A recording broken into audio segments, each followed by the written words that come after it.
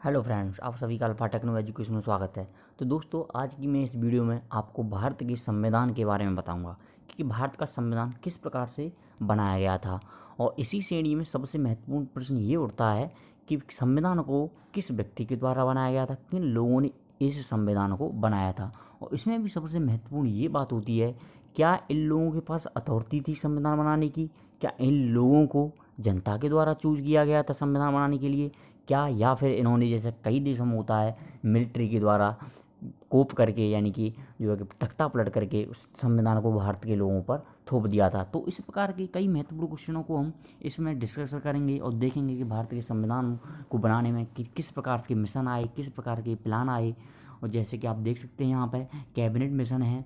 तो आपका जो सबसे पहले है, जो आपका यहाँ पे भारत में जो कैबिनेट मिशन आया था, द्वितीय विश्व युद्ध की समाप्त होने के बाद कैबिनेट मिशन आया था।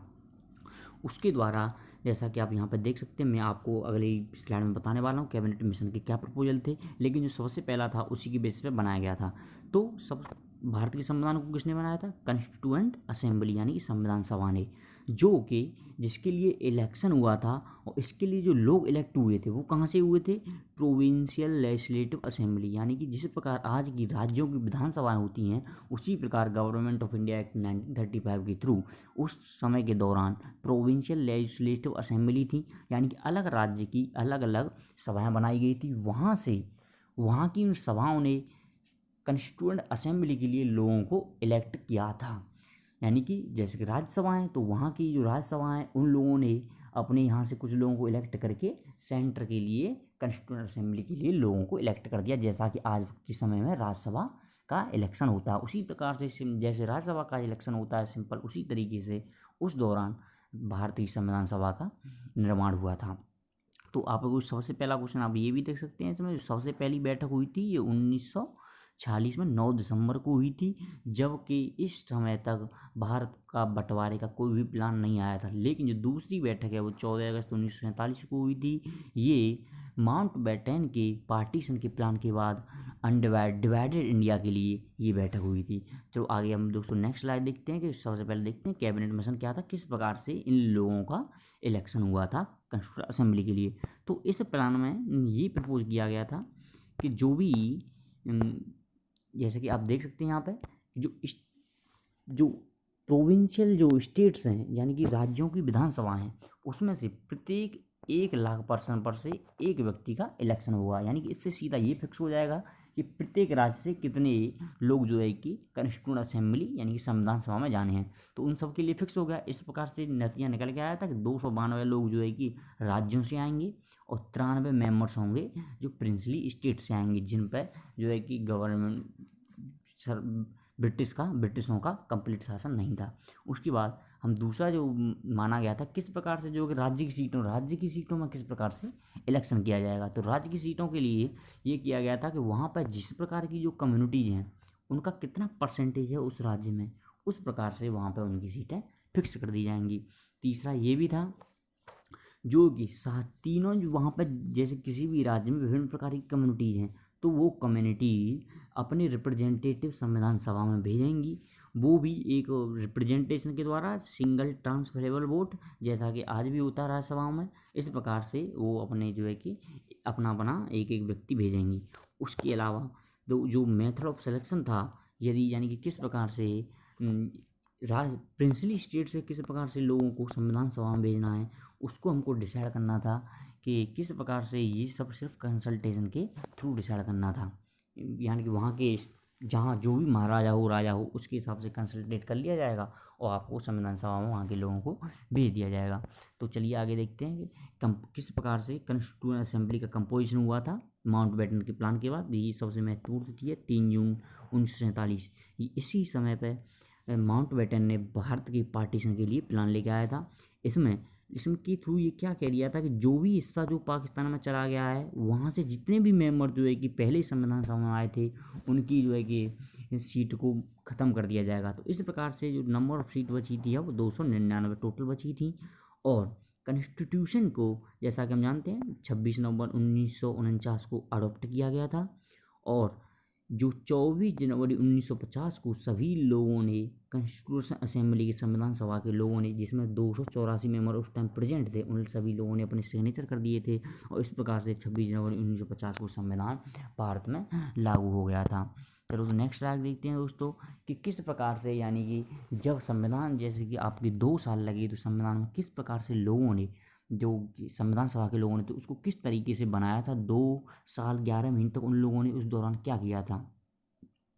तो यहाँ पे आप देख सकते हैं कि जिस प्रकार की, जिन पर जो हम कह रहे थे, हम जो पहले क्वेश्चन उठा रहे थे कि उन लोगों के पास अथॉरिटी कहाँ से आई थी, तो यहाँ हम देख सकते हैं कि ये जो अथॉरिटी आई थी, जिस प्रकार का उन्होंने प्रोसीजर जो बनाया था, किस प्रकार से उन्होंने क्या वैल्यूज अपने ध्यान में रखी थी कॉन्स्टिट्यूशन को बनाते समय, उन चीज़ों को देखा जाएगा। तो जो भी ये सारे डिस्कशन हुए थे, डेलीबरेशन, यानी कि जो भी बातचीतें हुई थी, सब लोगों ने जो कि interest of the whole nation in the mind, यानी सारे लोगों ने देश के इंटरेस्ट को सबसे पहले अपने दिमाग में रखा था। उसके बाद जो भी कोई दूसरा प्रोविज़न होता था उस पर डिबेट होती थी। ऐसा कोई प्रोविज़न नहीं था जिस पर डिबेट नहीं हुई हो। सिर्फ एक ऐसा प्रोविज़न है, यूनिवर्सल एडल्ट सफरेज, यानी इसका मतलब ये था कि सभी व्यक्ति इर्रेस्पेक्टिव ऑफ कास्ट, लिंग, रेस, रिलीजन, कि सभी व्यक्तियों को वोट डालने का अधिकार होगा, बशर्ते उनकी एक उम्र, उनकी जो है एक उम्र से ज़्यादा होनी चाहिए, वो बच्चे नहीं होने चाहिए। इस प्रकार से दूसरा जो बात था कि सभी लोगों का ये था कि जो पब्लिक रीजन पर डिबेट हुई थी, पब्लिक रीजन यानी कि कोई भी यदि तुम प्रोविजन डालना चाहते हो तो उसके पब्लिक को क्या लाभ होंगे, इस मुद्दे को लेके बहुत सारा डिबेट हुई थी।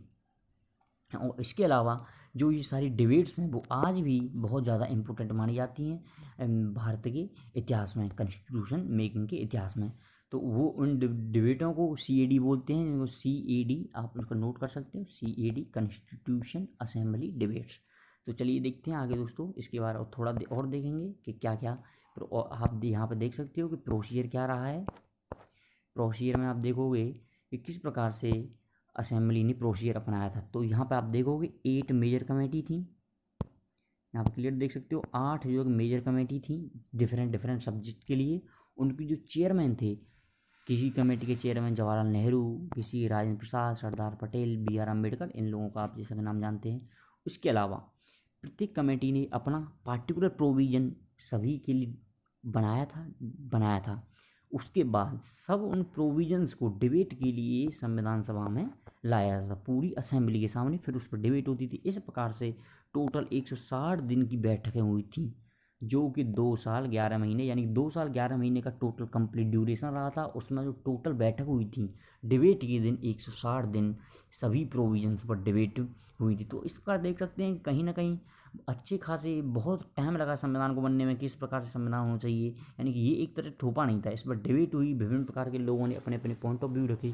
तो इसको हम बहुत ज़्यादा ये नहीं कह सकते कि भारत के संविधान को सीधे से थोप दिया गया था। चलिए दोस्तों आगे देखते हैं। इसके अलावा जो सबसे एक और महत्वपूर्ण बात ये है कि भारत का जो संविधान बना था ये ऐसा ही नहीं कि किसी 2 महीने 2 साल के दौरान ही बना था, जबकि जो हमारा भारत का नेशन मूवमेंट चल रहा था उसके दौरान भी बहुत सारी डिबेट हुई थी। 1885 में कांग्रेस बनी थी, तो उसके दौरान जितनी भी डिबेटें हुई थी उन सब ने जो भी हमने परिणाम निकाले थे उन सभी को हमको एक संविधान के रूप में फॉर्मेट रखना था। और ये तुम ये भी सोच सकते हो इतनी डाइवर्स थी हमारी जो है कि कॉन्स्टिट्यूशन असेंबली संविधान सभा कि ये उसके में जो है कि कोई भी प्रकार पर सहमति बनना इतना आसान काम नहीं था। नो बैकग्राउंड, यदि यानी कि पिछले समय में लोगों के पास सहमति नहीं होती, यानी कि 1927 के दौरान जो विभिन्न प्रकार के सविनय अवज्ञा आंदोलन, असहयोग आंदोलन, क्रिप्स मिशन, इस प्रकार के जो है कि, और आप कई प्रकार के 1919 के जो रिफॉर्म्स आए, 1909 मांटे मिल्लो रिफॉर्म और सैमन कमीशन, ये इस प्रकार के कमीशन आए। तो ये सब कहीं ना कहीं भारत के लोगों के पास ने पहले से ही दिमाग में एक माइंडसेट बना हुआ था कि किस प्रकार से हमें कॉन्स्टिट्यूशन बनाना है। जैसे कि मोतीलाल नेहरू ने 1928 में ही भारत के संविधान के लिए किस प्रकार से बनाना है वो सब बैकग्राउंड पूरा पेश कर दिया था। तो सिर्फ जो मेन काम था संविधान सभा का, यानी पूरे प्रिंसिपल्स को सेप देनी थी, किस प्रकार से उनको लिखना है, किस प्रकार से राइट करना है, बस इतना ही काम था। क्योंकि हम मोस्टली तो पूरा एक अपनी स्वतंत्रता की अटेंड करते टाइम ही विभिन्न प्रकार के मूवमेंटों में सीख चुके थे। इसके अलावा हमको बस सिर्फ इस प्रकार के क्वेश्चनों पर डिबेट करनी थी कि किस प्रकार की हमको गवर्नमेंट रखनी है इंडिया में, क्या सेंटर को मजबूत रखना है या स्टेटों को ज़्यादा पावर देनी है, या फिर क्वासी स्टेट रखें, यानी कि सेंट्रल मजबूत हो स्टेट के पास भी पावर रखें, या किस प्रकार से हमको इनइक्वलिटीज़ को हटाना है। क्या प्रिंसिपल, क्या जो है कि वैल्यूज होनी चाहिए संविधान की, इस प्रकार के क्वेश्चन हमको डिस्कस करने चाहिए टोटली तरफ से। और इसके अलावा जो बेस्ट जो समरी है नेशनल मूवमेंट की, वो हमको ऑब्जेक्टिव रेजोल्यूशन में देख सकते हो। ये भी एक महत्वपूर्ण क्वेश्चन बनता है कि ऑब्जेक्टिव रेजोल्यूशन क्या था। इसको जो है कि जवाहरलाल नेहरू ने सबसे पहली सेटिंग में पेश किया था। इसमें सारे जो महत्वपूर्ण बिंदु थे, ये कहीं ना कहीं जो 1928 में मोतीलाल नेहरू ने जो संविधान बनाने के लिए जो प्रोविजन दिए थे, उससे ही कहीं ना कहीं मैच खाता हुआ था। इस प्रकार से हम देख सकते हैं कहीं ना कहीं इंडियन नेशनल मूवमेंट से बहुत सारी चीज़ें जो है कि संविधान निर्माताओं ने सीखी थी। इसके अलावा आप यहाँ पे देखोगे इंस्टीट्यूशनल अरेंजमेंट, यानी कि जैसा कि हमने पिछली वीडियो में बताया था, किसी भी संविधान का विभिन्न विभिन्न इंस्टीट्यूशन, विभिन्न संस्थाओं को कितने प्रकार की पावर दी गई है, वो बहुत ज़्यादा मैटर करती है कि वो संविधान कितना जो है कि इफेक्टिव रहेगा, कितना जस्ट रहेगा। क्योंकि यदि किसी एक पार्टिकुलर संस्था को, जैसे पार्लियामेंट को ज़्यादा पावर दे दी, तो वही लोग अनजस्ट रूल बना सकते हैं, या फिर जुडिशरी को पावर ज़्यादा दे दी तो वो किसी भी रूल को जो है कि पार्लियामेंट बनाएगी उसको सस्पेंड कर सकती है। लेकिन यहाँ पे हम बेसिक प्रिंसिपल देखेंगे, किसी भी गवर्नमेंट का होता है democratic and committed to welfare of the people, यानी कोई भी इंस्टीट्यूशन है वो डेमोक्रेटिक होना चाहिए और जो है कि वेलफेयर के लिए कंडीशन होना चाहिए। और इसके अलावा राइट बैलेंस होना चाहिए various institution like the executive, legislature and judiciary. इसके अलावा इन्हीं बातों को ध्यान रखते हुए भारत में जो है कि फेडरल गवर्नमेंट को बनाया गया था कि राज्य सरकारों के लिए अलग सरकारें चलेंगी। और पावरों का डिस्ट्रीब्यूशन भी तीनों में बड़ी ही आसान तरीके से किया गया था।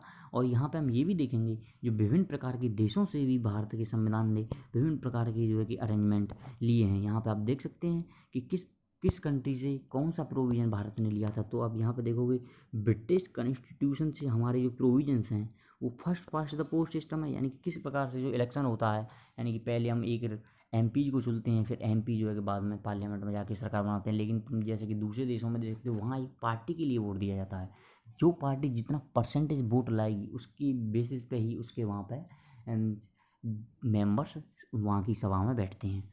जबकि भारत में परसेंटेज वोटों से कोई मतलब नहीं होता। जैसे कि किसी गवर्नमेंट की 37% भी वोट हो सकते हैं, लेकिन वो भारत की सरकार बना सकती है। यानी कि तुमको सिर्फ एक एक सिर्फ असेंबली में ही अपना जो है कि मैक्सिमम वोट लाने होते हैं। इसके अलावा जो पार्लियामेंट्री फॉर्म ऑफ गवर्नमेंट है, ये भी हमने ब्रिटिश सरकारों से ली। यूएस कॉन्स्टिट्यूशन से हमने जो लिया है mainly charter of fundamental rights, जो फंडामेंटल राइट्स हैं हमारे जो हैं उनके बारे में लिया गया है। इसके अलावा पावर ऑफ जुडिशियल रिव्यू, यानी कि जो संविधान की जो भी पार्लियामेंट के द्वारा बिल बनाया जाएगा उसको किस हद तक हमारी जो जुडिशरी है उसको देख सकती है कि इसमें क्या कमी है और उसमें क्या प्रोविजन करने के लिए वो ऑर्डर कर सकती है। फ्रांस की कॉन्स्टिट्यूशन से मिलनी हमने प्रिंसिपल ऑफ लिबर्टी, फ्रीडम और फ्रेटर्निटी, यानी लिबर्टी, फ्रीडम, स्वतंत्रता, फ्रेटर्निटी, भाईचारे के जो भी प्रोविजंस थे वो सारे लिए थे। आयरिश कॉन्स्टिट्यूशन थे हमने डायरेक्टिव ऑफ स्टेट के लिए थे। इसके अलावा जो कैनेडियन कॉन्स्टिट्यूशन है उसके अलावा quasi federal form of government. Quasi federal का मतलब होता है हमारे यहाँ पे है सेंट्रल जो गवर्नमेंट होती है वो स्ट्रॉन्ग रहती है, जबकि स्टेट गवर्नमेंट के पास थोड़ा वीक होती हैं। इस प्रकार से हम देखेंगे कि बहुत सारी एक लंबे समय के बाद भारत का कॉन्स्टिट्यूशन जो तैयार किया गया। और यहाँ पे हम देख सकते हैं कि जिस प्रकार से डिबेट हुई, जिस प्रकार से भारत की प्रोविजंस हैं, उसको हम एक तरह से ऑथराइज्ड मान सकते हैं कि भारत का संविधान बहुत मजबूत रहा। और उसका सबूत ये भी है कि 70 सालों के बावजूद भी भारत के संविधान को दोबारा से चेंज करने की ज़रूरत नहीं पड़ी। तो धन्यवाद दोस्तों, यदि आपको हमारा वीडियो पसंद आया तो हमारे वीडियो को लाइक करिएगा। और अब आपको इसी प्रकार की और नेक्स्ट वीडियो देख सकती हैं, तो मैं ऐसे ही डालता रहूँगा इसी पर, और आप मेरे चैनल को सब्सक्राइब भी कर सकती हैं। धन्यवाद दोस्तों।